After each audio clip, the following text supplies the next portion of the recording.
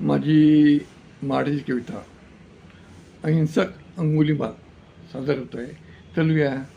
अहिंसक अंगुलीमाल.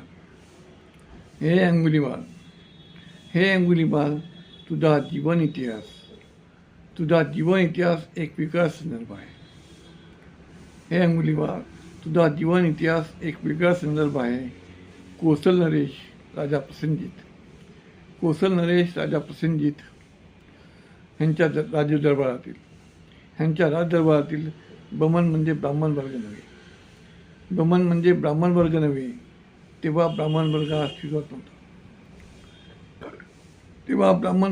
अस्तित्वात नव्हताच. बमन याचा अर्थ विद्वत वर्ग होय. बमन अर्थात विद्वत वर्ग होय. प्राचीन बुद्ध कालखंडात मौर्य दरबारातील युनानी इतिहासकार मेगास्थनीज लिखित इंडिका ग्रंथ 7 वर्गात संदर्भ सांगतो आहे. ब्राह्मणी वर्णव्यवस्थेचा उल्लेख नाही. विद्वत वर्ग, शेतकरी वर्ग, पशुपालक आणि शिकारी वर्ग, कारागीर आणि व्यापारी वर्ग, सैनिक वर्ग, पर्यवेक्षक आणि गुप्तवर्ग वर्ग, सल्लागार आणि मंत्रीगण वर्ग, ही ती 7 वर्गीय व्यवस्था होती. राजदरबारातील बमन पिता गग्ग आणि माता मंतानी यांचा तू सुपुत्र तुझे नाव अहिंसक ठेवले गेले. तुला शिक्षण घेण्याकरता तक्षशिला इथे दाखल करण्यात आले. तुझ्या शील आचरणाने तू आचार्यांचा प्रिय झाला होतास. परंतु तुझ्या द्वेषमूलक सहपाठींनी एका सुविद्य आचार्यांना तुझे गुरुमातेसोबत अनैतिक संबंध असल्याची खोटी माहिती पेरली होती आणि त्या संशयी आचार्यांनी तुला गुरुदान स्वरूपात 1000 मानवी शरीर बोटे ही अनैतिक दान मागणी केली आणि तू गुरुदान पूर्ण करण्यास तक्षशिला विद्यापीठाला बाहेर पडलास. रागीर लोकांची बोटे कापून कापलेल्या बोटांची माळ तुझ्या गळ्यात घालत असल्याने तू अहिंसक अंगुल्या म्हणून प्रजेमध्ये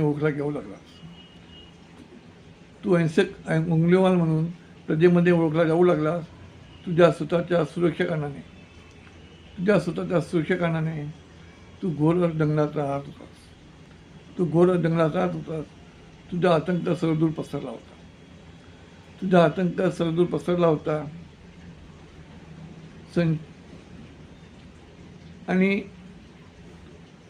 संशयवृत्तीच्या आचार्यांचा उद्देश तर तुला राजा प्रचिनीत करून मृत्यूदंड शिक्षा व्हावी हाच होता. तुझा आतंक हा विजय झाला. परंतु तथागत बुद्ध भेटीतून तू पुन्हा अहिंसक झालास. बुद्धाला शरण गेल्यावर तुझ्या पूर्वीच्या अकुशल कर्माची शिक्षा तू मुकाट्याने सहन केली. अहिंसक ते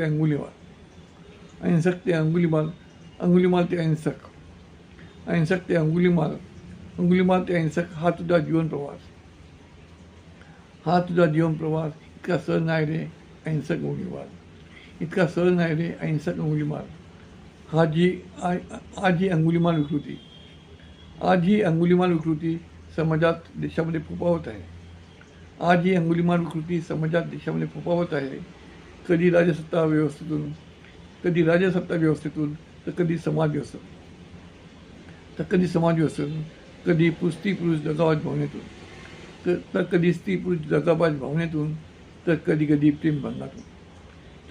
प्रेमभंगातून अशी ब्राह्मण्यवाद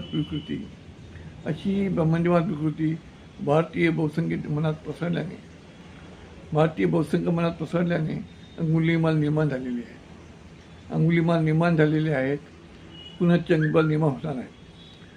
अंगुलीमाल निर्माण होणार आहेत. स्वरूप मात्र ते भिन्न राहणार आहे. आणि हे वास्तव सत्य आहे. सत्य, अहिंसा, प्रामाणिकपणा असा हा बुरखा पांघरणारे देशद्रोही समाजद्रोही करंटे अजूनही उथळमानेने ह्या समाजात फिरत आहेत. तुला हे कामचे थांबवायचे आहे. तुला पुनश्च बुद्ध विचार प्रवाह हा तुला पेरायचा आहे. आता पुनश्च बुद्ध विचार प्रवाह हा तुला पेरायचा आहे. अहिंसक अंगुलीमाल. नमो जय भीम.